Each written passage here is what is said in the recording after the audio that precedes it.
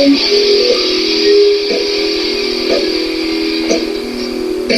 everyone, welcome to Logan's Mosh Pit. Glad to have you here. Do me a favor, please subscribe if you haven't already. Yes indeed, time for another rock and read. Today we'll read Chapter 2, Chapter 3, and Chapter 4 of Crazy from the Heat by David Lee Roth. I know it sounds like a lot, but each chapter is actually really short. That's why I lumped them together. With that being said, let's check out Chapter 2. In 1975, the great Bob Marley came to the United States for the first time.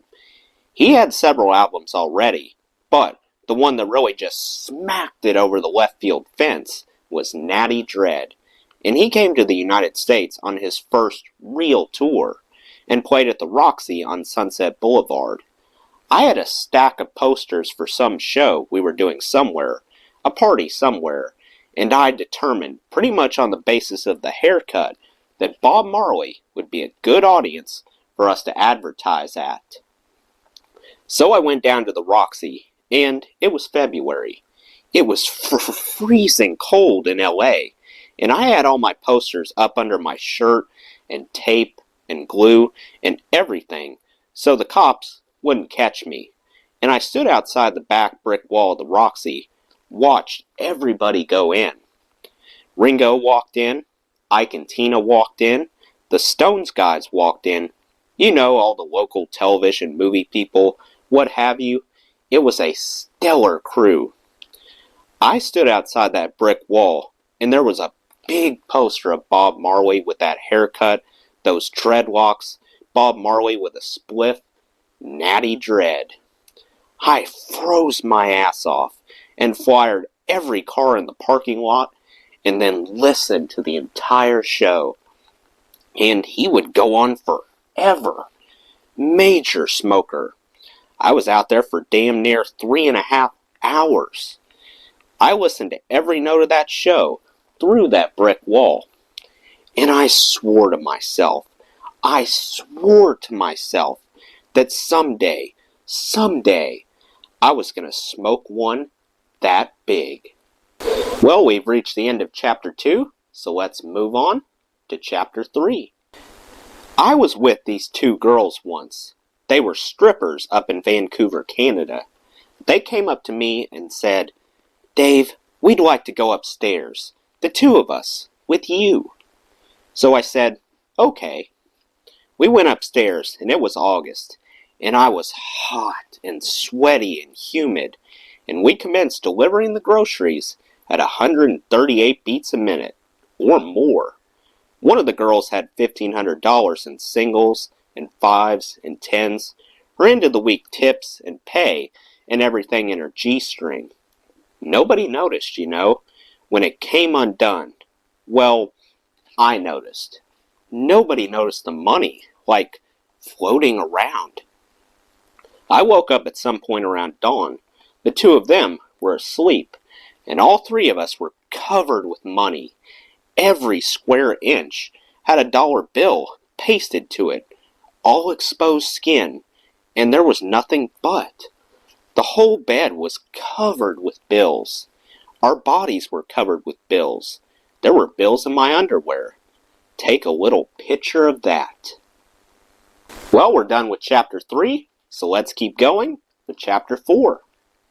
New York City, 1986. A pal and I were just coming by helicopter from the Liberty Island Festival. We landed at the 32nd Street heliport on the East River, and I'm wearing the spandex with the boots up to the knees and the Prince Valiant haircut. And my pal says, "Geez, Dave, this is like... Bill, this is dangerous turf." I say, "It's cool, man. It's cool." A few minutes later, a cop car pulls up, throws the lights on us. "All right, you guys, hold it right there," because we're colorfully dressed, to say the least. He checks our ID. He says, "David Lee Roth, what are you doing around here? This is..." "Bill, man, staying over at the Plaza Hotel." Cop says, "Hey, you want a ride? Jump in the car, you guys. We'll give you a ride to the Plaza Hotel." He and his partner were fans. As we're driving along, one of them says to me, "Hey, want to play a little game?" I say, "Sure, I love games." He says, "Here, put these handcuffs on. We're going to walk you into the precinct station." It's the 13th precinct, I think. It's Halloween. It's like a zoo in there. He walks us through, and every skell, every transvestite, every kind of is in there, in costume. And as we walk through the crowd, everyone gets really silent. And the night sergeant, sitting at the desk, looks at me in my striped pants, in my haircut and everything, and says, "What'd you get him in for?" It's dead silent in the whole precinct station, because everybody knows who we are.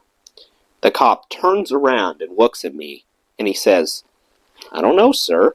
We found him down by 32nd Street. He says he's just a gigolo." Well, that completes Chapter 4. Let me know what you thought of these chapters in the comments below. That does it for today's video, guys. I hope you enjoyed. Make sure to like, comment, and subscribe if you haven't already. I really appreciate the support. I'll see you next time. Till then, rock on.